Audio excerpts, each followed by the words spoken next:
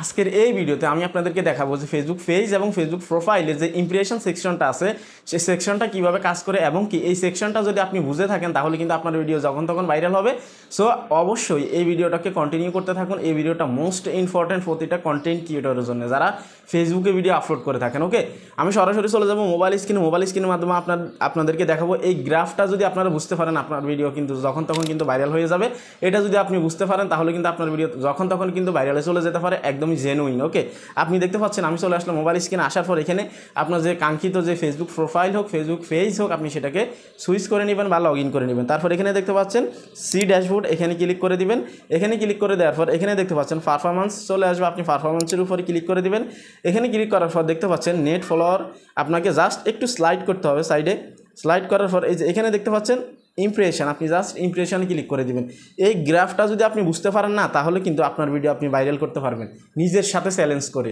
কিভাবে কি করবেন আমি এখন স্টেপ বাই স্টেপ দেখাবো এবং কি বুঝাবো। ভিডিওটাকে কন্টিনিউ দেখতে থাকুন না টেনে। ওকে, মোস্ট ইম্পর্টেন্ট আজকের এই ভিডিওটি। আপনি দেখতে পাচ্ছেন এখানে কিন্তু ইমপ্রেশন বলতে কি বোঝায়? ইমপ্রেশন হচ্ছে আপনার এই যে ভিডিওগুলো আপনি আপলোড করতেছেন এই ভিডিওগুলোকে নতুন কোন মানুষের কাছে পৌঁছালো গত 28 দিনে। এখানে যদি আপনি দেখেন লাস্ট 28 দিনে কত মানুষের কাছে আমার এই পেজের বা এই প্রোফাইলের ভিডিওগুলোকে কত মানুষের কাছে পৌঁছালো। ঠিক আছে, দেখতে পাচ্ছেন এখানে যদি আপনি দেখেন এই গ্রাফটা কিন্তু এইভাবে। এখন এই গ্রাফটা কিন্তু অনেকেই বুঝে না। এই গ্রাফ বুঝতে হলে আপনাকে এগুলো নিয়ে বসতে হবে এবং কি আজকের এই ভিডিওটা আপনাকে কন্টিনিউ দেখতে হবে। ওকে, এই গ্রাফটা যদি আপনি বুঝেন তাহলে কিন্তু আপনার ভিডিও যখন তখন ভাইরাল হবে। এখন কিভাবে আমি সেটা দেখাচ্ছি। এই যে দেখতে পাচ্ছেন এই গ্রাফটা কিন্তু এখান থেকে এভাবে এসে কিন্তু একদম উপরে চলে গেছে, তাই না? এখন নিচে থাকলে কি হয় আমি প্রথমত আপনাদেরকে এটা বোঝাই। নিচে থাকা হচ্ছে মানে আপনার রিচ ডাউন এবং কি ইমপ্রেশন ডাউন। দেখতে পাচ্ছেন এই যে এখানে 29শে এপ্রিলে আমার রিচ কিন্তু একদমই নিচে ছিল। তারপর এখানে 4 মে এসে এ পর্যন্ত, তারপর আবার 9 মে এসে কিন্তু এই কর্নার পর্যন্ত।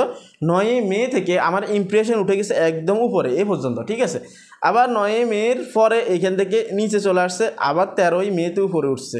ঠিক আছে, তারপর আবার 14 মের ভিতরে এখানে 18তে চলে আসছে, 18 মে চলে আসছে। 18 মে থেকে একদম উপরে চলে গেছে, অর্থাৎ 22শে মেতে আমার আবার রিচ ডাউন হয়ে গেছে। এখন এটা কী জন্য হয়, কী কারণে হয় আমি আপনাদেরকে বুঝাবো এবং কি এটা কি উপরে থাকলে ভালো নাকি নিচে থাকলে ভালো সেটাও কিন্তু আপনাদেরকে বোঝাবো। দেখুন, রিচ এবং ইমপ্রেশন একটা পেজ এবং একটা ফেসবুক প্রোফাইলের ক্ষেত্রে মোস্ট ইম্পর্টেন্ট এবং কি এই বিষয়টা আপনার এই রিচ এবং ইমপ্রেশন যত বেশি থাকবে আপনার ফলোয়ার্স তত বেশি বাড়বে এবং কি আপনার ভিডিও ভাইরাল হওয়ার সম্ভাবনাটা কিন্তু তত বেশি বেড়ে যাবে। কেননা ইমপ্রেশন বলতে কী বোঝে? ইমপ্রেশন বলতে হচ্ছে আপনার ভিডিওগুলোকে আপনার কন্টেন্টগুলোকে নতুন কত মানুষের কাছে রিচ করলো, কত মানুষের কাছে পৌঁছে দিল ফেসবুক টিম থেকে। ঠিক আছে, সো ইমপ্রেশন হচ্ছে এটা।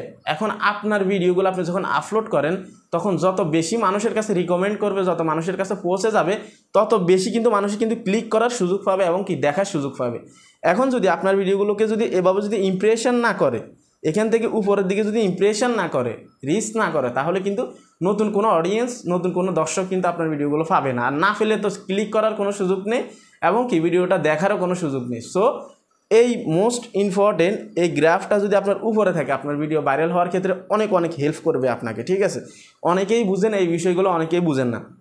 আপনি সংক্ষেপে এটা বুঝে নেবেন যে আমার 4 মেতে আমার এখানে এই গ্রাফটা কিন্তু একদম নিচে ছিল। আপনি 5 মেতে টার্গেট নেবেন যে আমি 2-3টা কন্টেন্ট একসাথে আপলোড করব, সকাল বিকাল রাতে বা সন্ধ্যায়। ওকে, যখন 4 মেতে আপনি 3-4টা কন্টেন্ট আপলোড করবেন, একটা কন্টেন্টে যদি 1000 করে রিচ আসে আপনার রিচ চলে যাবে এখান থেকে এই পর্যন্ত, আবার এখানে আসবে। ওকে, সো আপনি সবসময় চাইবেন যে আপনার একদম নিচে যাতে আপনার ইমপ্রেশন না থাকে।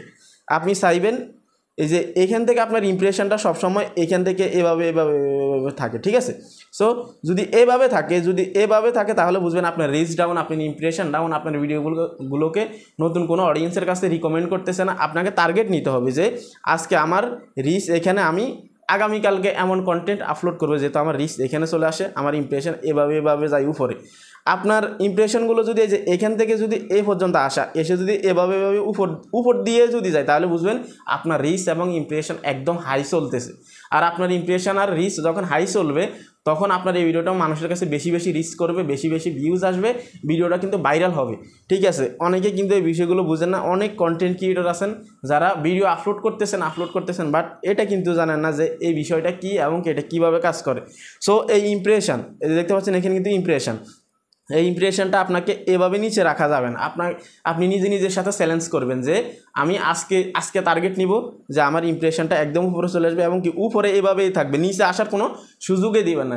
সেই অনুযায়ী আপনাকে কন্টেন্ট আপলোড করতে হবে। সরাসরি যদি বলি যে এই রিচটাকে, এই ইমপ্রেশনটাকে উপরে এভাবে রাখার জন্য আপনাকে কী করতে হবে, আপনাকে দৈনিক ভিডিও আপলোড করতে হবে এবং কি ভিডিওগুলো কোয়ালিটি সম্পূর্ণ হতে হবে, যেহেতু মানুষে দেখে এবং কি ক্লিক করে আপনার ভিডিওটা দেখার সাথে সাথে। এখন আপনি ভিডিওতে কী করবেন, কী বলছেন, কী বলতেছেন সেটা আপনার বিষয়। আমি আপনাদেরকে বলার মানুষ বলে দিছি, আপনি কখনো এভাবে রাখবেন না। আপনি চাইবেন আপনার রিচ এবং ইমপ্রেশনটা এভাবে উপরে এসে উপর দিয়ে যেন এভাবে যায়। উপরে যদি গ্যাপ থাকে তাহলে কিন্তু কোনো প্রবলেম নেই। ঠিক বুঝতে পারবেন যে উপরে আছে রিচ এবং কি নিচে যেগুলো আছে, দেখতে পাচ্ছেন নিচে যেগুলো আছে এগুলো হচ্ছে ডাউন। এই ছিল কমপ্লিট একটা ভিডিও। এই যে ইমপ্রেশনের যে সেকশনটা, ইমপ্রেশন সেকশন কিন্তু অনেকেই বুঝেন না, কেননা অনেক নতুন কন্টেন্ট ক্রিয়েটর আছেন ফেসবুকে। এখন আপনাকে টার্গেট নিতে হবে এই যে উপরে যেভাবে চলে আসছে এভাবে কিন্তু আপনাকে আপনার রিচটাকে ইমপ্রেশন উপরে রাখতে হবে। যদি আপনি নিজের সাথে চ্যালেঞ্জ করেন তাহলে কিন্তু পারবেন।